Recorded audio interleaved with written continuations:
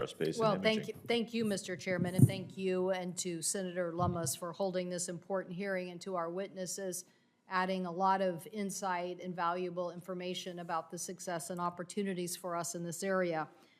We know that the unmatched scientific legacy of the U.S. Geological Survey's Landsat program and the key partnerships that they've had with NASA have been successful. And of course, NASA being in the news now with the landmark Artemis 1 mission, which just reached a point at almost 270,000 miles from Earth, farther than any other human-related spacecraft. I'd like to start by congratulating them, NASA and the Artemis program, as well as the workforce in my state and across the nation who participated in this. With 42 Washington companies contributing components for Artemis, our state remains an aerospace leader, and NASA is keeping the United States in a world leadership position here as well. NASA, of course, does a lot more than explore space, and since its founding, it's had a mission to help us understand Earth, a mission shared by the USGS and the National Oceanic and Atmospheric Administration. And for over 50 years, these agencies have been working with their academic and commercial partners and given the U.S. a leadership role in developing and deploying satellite-based remote sensing systems for monitoring the Earth. Now, I can't tell you how important we feel this is today.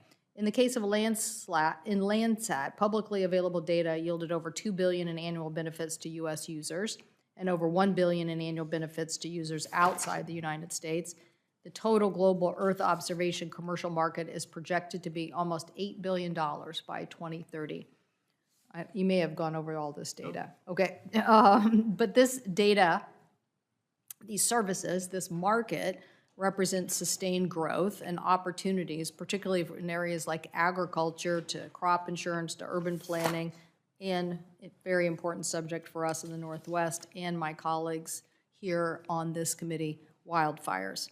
In Washington, the data and processes of information by NOAA Western Regional Center in Seattle, which houses offices for the National Weather Service and National Environmental Satellite Data and Information Services, data from these offices are invaluable in helping us cope with these increasing wildfires.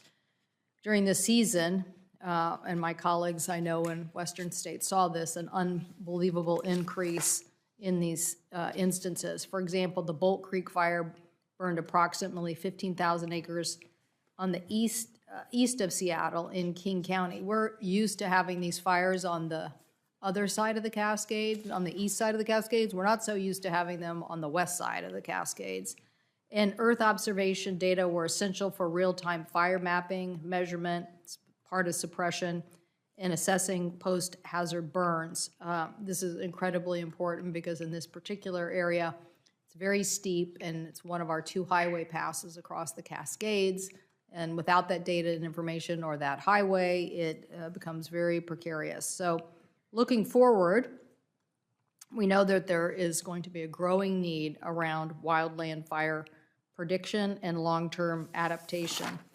We must be vigilant about these fires, and residents who just suffered through the Bolt Creek fires have to worry now about landslides, which is why all of this information, as those of you who are involved in this already know, that kind of fire damage leaves you very, very vulnerable.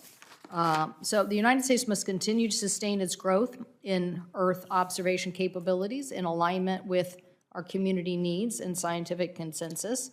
And the symbolic development of research and operational capabilities managed by NASA, NOAA, and USGS will, I believe, remain very critical to how the partners in the private sector also develop. So I look forward to having an opportunity, Mr. Chairman. Don't want to get ahead of you and Senator Lummis on questions, but thank you to the witnesses and thank you for holding the hearing. Madam Chair, I think you're probably, your schedule, I can only imagine today, so if you would like to go first with questions, I think that's all right with me. Absolutely. Ranking Member Lummis Okay. concurs. Okay, so to our, Dr. Voles, thank you for being here virtually, I guess. I wanted to, could you speak how infrastructure funding that was part of the bipartisan infrastructure law, Fire Ready Nation Act of 2020 to strengthen NOAA's fire weather service capabilities are helping us with the fire and keeping residents safe? And what else do you think we need to do to help expand this capacity within NOAA? Thank you, ma'am, for the question. It's an excellent question, and we definitely appreciate the disaster supplemental funds, which provided the resources to us. So with those particular funds in the supplemental, we have been able to accelerate the delivery, the development and delivery of some fire products, which take the information we get from our geostationary satellite GOES-R, and modeling and working with our National Weather Service with modeling to make a better use of those products to the fire emergency managers, but also into such services as our high resolution rapid refresh model, which allows us to forecast the propagation of smoke and other effects that are coincident with the fire. These are products that were in the pipeline that we know we're ready to do, but they're resource limited. We were able to accelerate them, for example, with the inclusion of these disaster supplemental funds. Looking forward, we definitely have seen the increase in the fire events, and our next generation, we have a number of other products which we're continuing to improve, but in the next generation geostationary satellite, for example, the GeoXO, we have particularly targeted bands which are better focused on fire initiation and have increased the resolution on those so that we'll be able to spot smaller fires faster and then give fire emergency managers a quicker response time to those fires. And one of the amazing facts in my mind was that we are able to contain roughly 97% of the fires that occur, but those 3% we don't contain within the first hours are the ones that lead to the bulk of the damage around the country. So if we can even improve that by 1%, we can significantly reduce the impact of major fires in the West and elsewhere in the U.S. So what do we need to do to execute on that from a satellite perspective? Well, continuing the development of the products and services, we're using the supplemental funds, but also GeoXO is now, it's in our program. It is not confirmed yet. It is ready for the next step, and we're actually taking it to the Department of Commerce in the next 2 weeks for the next step in initiation, and we hope to be able to, it will require funding for the first launch will be in 2032, and we'll take the time between now and then to develop those satellites and to prepare the weather service and all of the whole ecosystem, as Dr. Abdelati said, of managers and responders to deal with the increased data when we get it. It is important that we get the investments to supplement and to deliver the next generation of enhanced observations that will meet the growing need. Well, this doesn't, I mean, I know, look, there's a lot of satellite use and a lot of interest that people have, but in this case, we get from the Weather Service usually by May, and then maybe an update later in the summer, this is where the hot spots are going to be. They already have their projections. Here's who's really going to be at the brunt of this, with weather forecasts. So sometimes it might be Wyoming, and it might be Colorado, and sometimes it's Washington and Oregon, and even, you can get a map that's very red in Alaska, and you're thinking, how can this be? But I know that my colleagues from Alaska can tell you it's real. They've had fires up there they never predicted. So at that time, we would then dedicate satellite monitoring to say whatever those hot spots would be for a period of, what, a month, 2 months? So we literally would be calling out, these fires. Describe what it is that we would do.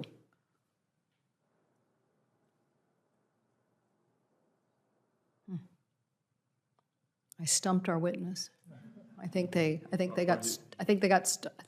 He might have gotten frozen. Yeah. There you go.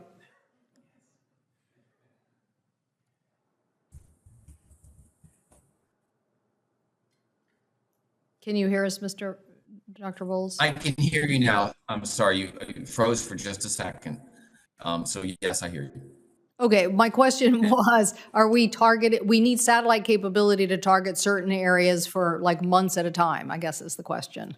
No, I would say that's a misrepresentation. The geostationary satellites are observing all the time, 24/7 with no interruption. You mentioned the forecasting for a seasonal and the like, and that we don't change our satellite assets to observe those differently based on high vulnerability versus low vulnerability, but it allows the communities to pre-position, to prepare emergency responses to those areas that may be listed as higher vulnerability. What we can do with improved forecasting, ecosystem forecasting, understanding the health, the vegetation health, the soil moisture content, the general ecosystem environmental factors, to give even more higher resolution and higher